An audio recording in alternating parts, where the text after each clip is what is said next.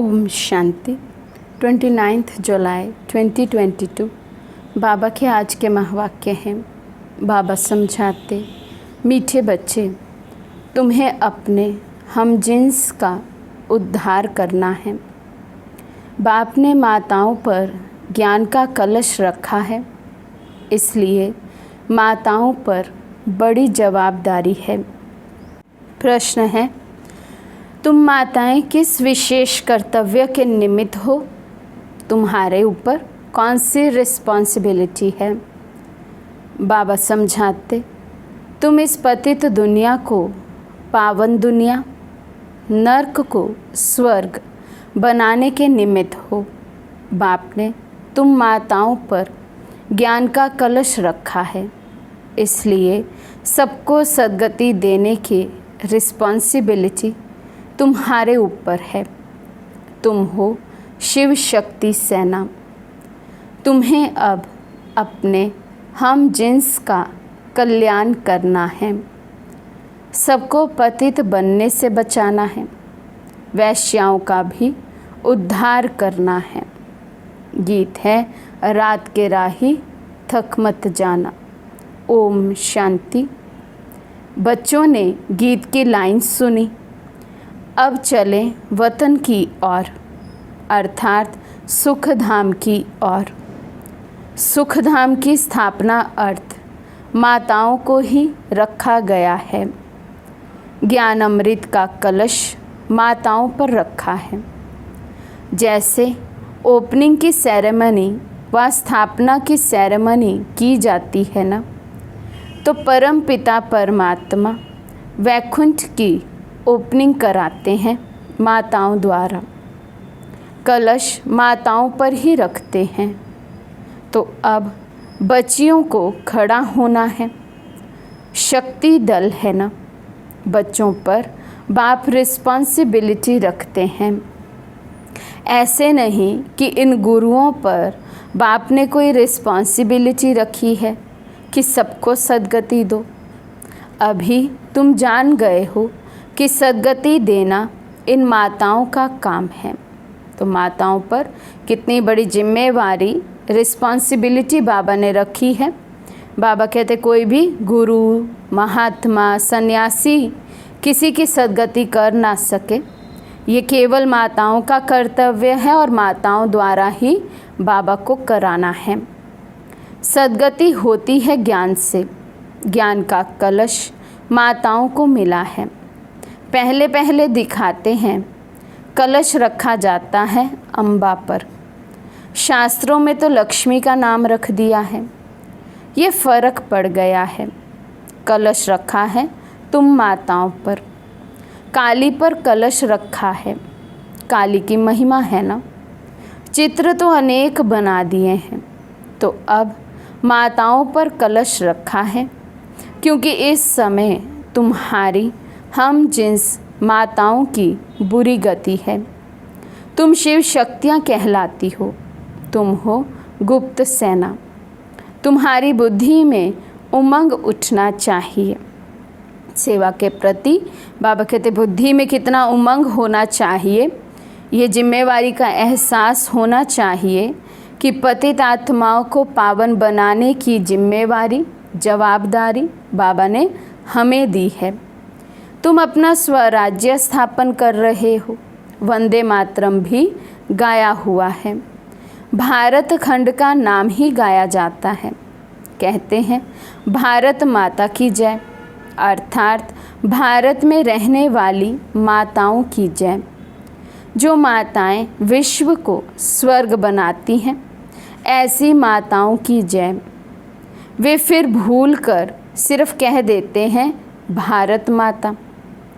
बाबा तुम माताओं का नाम बाला करते हैं, स्वर्ग की ओपनिंग सेरेमनी कराते हैं। तुम कहते हो, शिव बाबा हम माताओं द्वारा विश्व को स्वर्ग बनाते हैं। भीष्म पितामह आदि को भी तुमने ज्ञान बाण मारे हैं। तो बाप कहते हैं, ज्ञान बाण लगाने में डरो मत। पढ़ना है, पढ़ाना है। तुम सेना ही निमित्त बनी हो। मास्टर नॉलेजफुल होना। सरस्वती को बड़ा बैंजो दिया है क्योंकि वे सबसे तीखी है। दुनिया तो नहीं जानती, तुम जानते हो कि अब हम सांवरे से गोरे बनते हैं। काली के पास जाएंगे, वे तो माँ माँ कहे इतना रोते हैं जो बात मत पूछो। होता तो कुछ भी नहीं है। कलकत्ते में काली की बहुत महिमा है। अब ये ब्रह्मा तो माँ है नहीं, इसलिए कलश फिर माताओं को मिलता है। तुम हो माँ की सेना, हम जिन्स। तुम कहते हो बाबा जैसा हूँ वैसा हूँ, आपका हूँ। ये भी कहते हैं जैसे हो वैसे हो, मेरे हो, परंतु श्रीमत पर चलना है। जब बाबा के बने थे तब जैसे वैसे कैसे भी थे बाबा ने अपना बनाया, लेकिन बाबा कहते अब बाबा के बनने के बाद भी यदि वैसे के वैसे ही रह गए तो क्या फ़ायदा। इसलिए बाबा का बनने के बाद बाबा कहते श्रीमत पर ज़रूर चलना है। सजनियाँ तो सब हैं, सब कहेंगी हम ईश्वर के हैं। अब तुमको समझानी भी दी जाती है। शिव बाबा की सब संतान हैं, ये सिद्ध करना है। सबसे पहले पहले है शिव की महिमा। ऊंच से ऊंच वे हैं, उनको ही भगवान कहेंगे। शिव बाबा ही वर्षा देते हैं। वे हैं निराकार, सभी आत्माओं का बाप। तो अब तुम बच्चियों को अपने हम जिन्स का उद्धार करना है। माताओं पर ही सारी रिस्पॉन्सिबिलिटी है। वंदे मातरम बाप भी कहते हैं। शिव बालक है तो वंदे मातरम करना पड़े ना। ये तुमको करते हैं, तुम उनको करती हो। बाबा बच्चों का वंदन करते हैं और बच्चे बाबा को वंदन करते हैं। वंडर है ना, ये भी ड्रामा की नूंद है। तुम जानती हो शिव बाबा साक्षात्कार भी कराते हैं। घर बैठे भी मोर मुकुटधारी का साक्षात्कार होता है। तो मुकुट तो सबको होता है, ये एक ट्रेडमार्क रख दिया है। कृष्ण को इतना बड़ा मुकुट दे दिया है, नहीं तो इतने बड़े मुकुट पहनते नहीं हैं। बाप बैठ माताओं को एम ऑब्जेक्ट का साक्षात्कार कराते हैं। तुम प्रिंस की माँ बनेंगी। कृष्ण की माँ तो सब नहीं बनेंगी। प्रिंस प्रिंसेस तो बहुत है ना। प्रिंस की माँ अर्थात महारानी महाराजा बनेंगे। तुम्हारा कितना अच्छा एम ऑब्जेक्ट है, तुम्हारी गोद में प्रिंस होगा। तो तुम बच्चियों पर बहुत जवाबदारी है। तुम्हारा बड़ा संगठन होना चाहिए, मेमोरेंडम बनाना चाहिए। हम शिव शक्ति भारत माताएं हैं। हमने भारत को कल्प पहले भी स्वर्ग बनाया है श्रीमत पर। माताओं को बहुत होशियार होना चाहिए। आजकल तुम्हारी हम जिन्स पर बहुत मार पड़ती है विष के लिए, तो रड़ी मारनी चाहिए। गवर्नमेंट को कहना है हम कल्प कल्प भारत को पवित्रता के बल से स्वर्ग बनाते हैं। इसमें हमको ये विघ्न डालते हैं। हम पवित्र रहना चाहती हैं, साथ में ये पुरुष भी कहेंगे बरोबर पवित्रता अच्छी है। लोग दवाइयों आदि से बच्चा पैदा होना बंद करते हैं, परंतु इनसे तो कुछ भी नहीं होगा। बाप समझाते हैं पवित्र बनो। तुम माताओं के साथ मददगार गोप भी हैं। बच्चियों को खड़ा होना चाहिए, जलवा दिखाना चाहिए। गवर्नमेंट को कहना चाहिए कि भगवान बाप कहते हैं पवित्र बनो। शिव बाबा के बच्चे तो सभी हैं, तो भाई भाई हो गए। फिर प्रजापिता ब्रह्मा की संतान होने से भाई बहन ठहरे। अब नई दुनिया स्थापन हो रही है। शिव बाबा की संतान प्रजापिता ब्रह्मा के बच्चे भाई बहन विष की लेन देन कर ना सके, ये है युक्ति। कल्प पहले भी बाप ने ऐसे ही पवित्र बनाया था। हम माया रावण पर जीत पाते हैं। ये रावण की भारत का बड़ा दुश्मन है। रावण से हारे हार है। राम आकर इन पर जीत पहनाते हैं, परंतु अब तक कईयों का पति आदि में मोह ऐसा है जो बात मत पूछो। अभी तुम माताओं को कलश मिलता है, समझाना है कि हम तो स्वर्ग के द्वार खोलती हैं। उन्होंने कलश लक्ष्मी को दिखाया है, परंतु लक्ष्मी तो है ही पवित्र।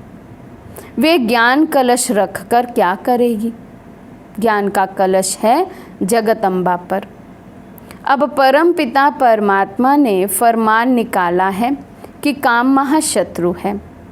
जो इन पर जीत पाए वही श्रेष्ठाचारी बन स्वर्ग के मालिक बनेंगे।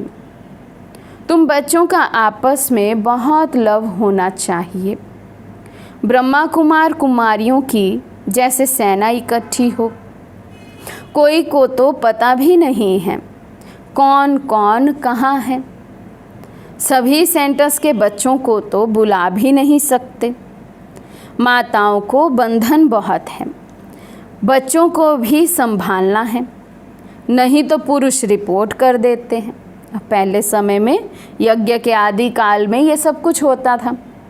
थोड़ा सा यज्ञ में आना शुरू हुए, सत्संग शुरू किया, थोड़ा सा पवित्रता की मर्यादाओं धारणाओं को पक्का करना शुरू किया, तो जो घर के पुरुष लोग होते थे वे कोर्ट केस कर देते थे।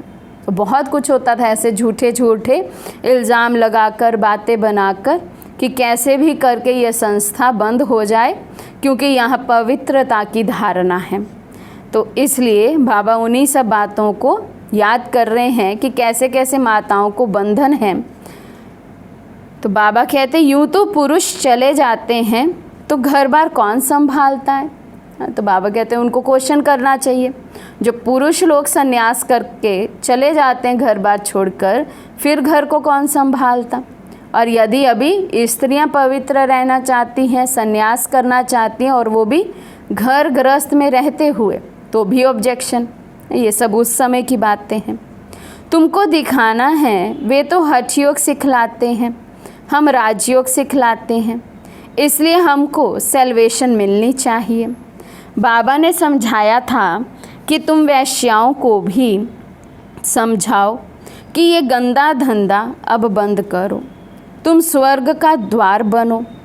तुम ये काम करके दिखाओ तो तुम्हारा नाम बहुत बाला हो। उन्हों का भी कल्याण करना है। ये संगम युग है ही कल्याणकारी। पवित्रता पर खूब रड़ी मारनी है। इन वैश्याओं पर रहम करना है।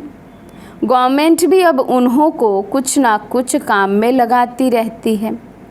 तुम ऐसा समझाओ जो अखबार में भी पढ़े कि ब्रह्मा कुमार कुमारियाँ तो वैश्याओं को भी नॉलेज दे, इस गंदे धंधे से छुड़ाती हैं, क्योंकि काम महाशत्रु है। इनसे तुम पतित गंदे बनते हो। ये दुनिया ही भ्रष्टाचारी है ना। बाप आकर माताओं को उठाते हैं।